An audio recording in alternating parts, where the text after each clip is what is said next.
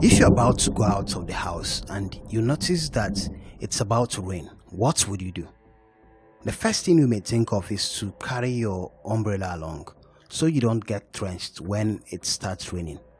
Now, what if I tell you that there exists to this very moment a community in Nigeria where the use of an umbrella is considered a grievous taboo?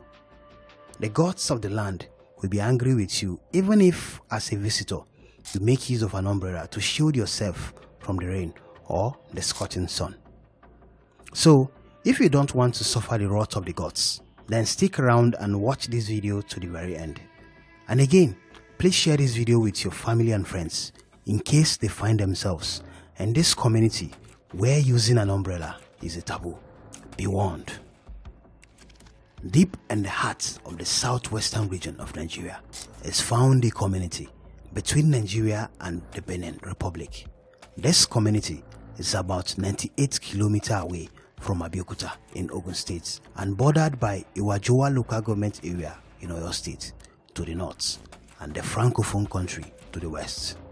The community plays a host to people from several ethnic groups which include the Egons, the Igedes, the Hausas, the Fulanis, the Igbos and the Ohois. Apart from accommodating people from different ethnic groups, this town is also a host to students of the Federal University of Agriculture, Abeokuta. This community of interest is known as the Iwoye Ketu community in the Imeko Afon local government area of Ogun State.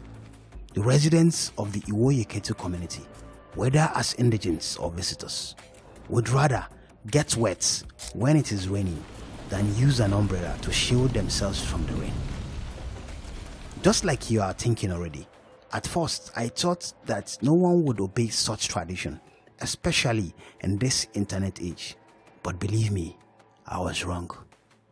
So how did the community get to this level? What could have led to the ban on umbrellas in the Iwoye Ketu community? If you would want to find out, then hit the like button and keep watching this video.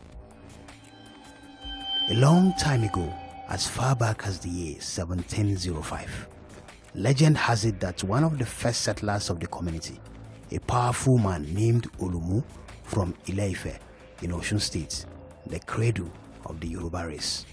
According to the legend, Olumu left the city of Ile-Ife in search of new lands and opportunities, and after some days, he arrived at the place known today as Iwoye Ketu community. Instantly, Olumu fell in love with his newfound territory and decided to settle in the village. When Olumu embarked on his journey, he carried along with him 3 items of great spiritual significance. Number 1, a crown. Number 2, a staff. And number 3, his deity called Orisha Oluwa. Now, legend has it that Orisha Oluwa forbids the use of umbrellas in Iwoye Ketu and Wasimi, a relatively smaller community, under its control up till the present day.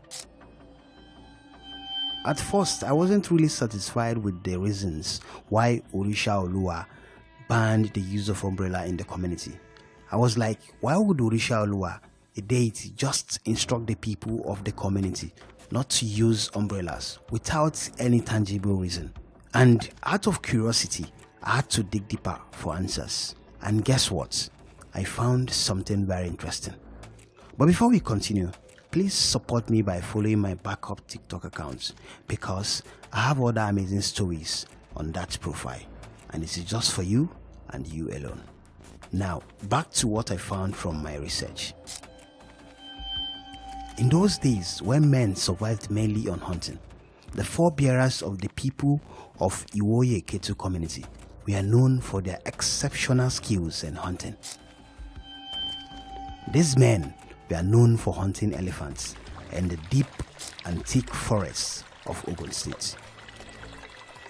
Now, when they set out on hunting expeditions during the rainy season, they take along locally constructed umbrellas to help shield them from the rain while they position, ready and waiting for the right time to strike an elephant.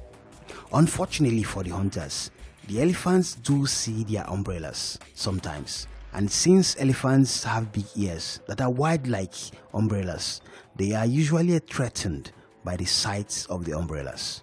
So most times the elephants would chase after the hunters, who would run for their dear lives. As a result, there were many vicious attacks by elephants on the hunters.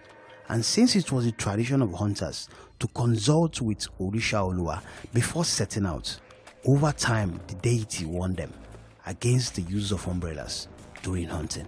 The hunters obeyed the deity's instruction, and over time they noticed that it was becoming difficult for the elephants to spot and attack them. So they did not just make it a hunting tradition, but instead they decided to adopt it as a way of life, whether in the forest or in the village. But interestingly, there are no known consequences for people who defy the custom. However, that has not affected in any way the strong level of compliance with the rules by the residents. So, when a stranger visits the village and ignorantly uses an umbrella, he or she is usually politely warned to refrain from the act. Meanwhile, in the absence of umbrellas, residents of Iwoyeketu community are accustomed to the use of polythene, clothes, hoods, raincoats, boots, and traditional woven hats, depending on their suitability to shield themselves from the scorching sun or the rain. The residents of the community have learned to read weather signs and work with them. Although some of them have umbrellas in their houses, they only make use of them whenever they go visiting other neighboring communities where it is allowed to use umbrellas. So whenever you find yourself in Iwoyeketu community, please remember that this ancient tradition has been passed down from generation to generation for over 300 years, and the least you can do is obey the laws of the land. Just like the saying goes, when in Rome, behave like the Romans. Today I tell you, when in Iwoyeketu, behave like the people of Iwoyeketu. Lastly, please give this video a thumbs up, follow me on Facebook, and share this video with your family and friends. Thank you.